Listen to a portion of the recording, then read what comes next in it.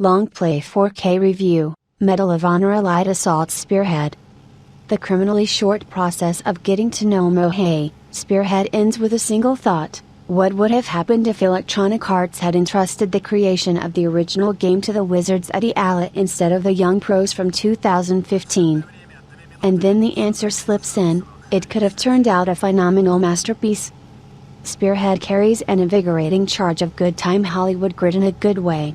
Sergeant Jack Barnes, with Gary Oldman's voice reciting poetry during debriefings, manages to get into the most spectacular episodes of the American military campaign. The landing of paratroopers in the rear of German fortifications the day before the memorable run along the beaches of Normandy refers viewers directly to the recently released on DVD series Band of Brothers. A heavy red light floods the insides of the Iron Bird. One last check before the jump. "Are we happy?" drowns out the rumble, the captain's throaty chant. A kilometer below, Nazi anti-aircraft guns fire a deadly trat. Barnes and company hurriedly rush out of the airplane to meet the danger. The wind whistles in their ears, tracers flash from the left/right/top, piercing through the plating, glass and everyone who had the misfortune to sit in the air transports. Belgium, Ardennes Forest. Barely hearing the hideous high-pitched whistle that rapidly changes tones, dive into the trench, or your next action will be to press the load button. For a few moments, the beautiful forest from a Christmas card turns into an eerie kaleidoscope of fountains of snow mixed with turf and falling trees, destroying everyone who didn't hide in some sheltered corner in time. Running from cover to cover, Barnes searches for a paramedic. Perhaps the uniformed medic can still save the wounded captain's life. 5 minutes later, Jack will repel the German advance and participate in a spectacular counterattack on the half-ruined town. The crimson-yellow sun peeking through the leaden haze of clouds, surprisingly harmonizes with the dead pale, almost black and white picture. I also remember the flames bursting out of the engines of the fighter we shot down, when he roared for his last landing. I think that was shown only in Pearl Harbor. Berlin, May 45. The Russians are dressed a bit oddly, but the speech is unmistakable. The texts were written and voiced by our native people. The PPS, of course, is a nasty thing, but the Mosin rifle, try to shoot a Kraut without optics. Jack, with proper skill, pacifies machine gun nests and Burrish snipers on the count of 1.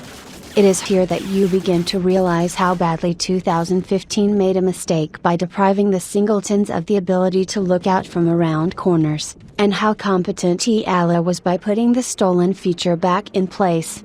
Panthers are rolling through the streets of the German capital.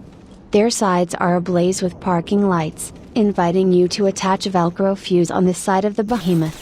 Relentless whipping rain dampens the Bickford cord, but that's no problem as long as we have something to shoot with.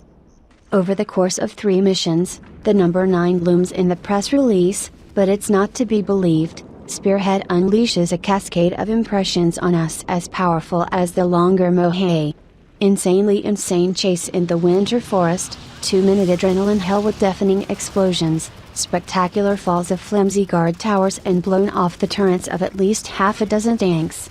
Uneasy unobtrusive walk through bombardment-torn Berlin as the commander of a T-34. Shooting Nazis from their own anti-aircraft gun, turning the nearest grove into a cluster of driftwood.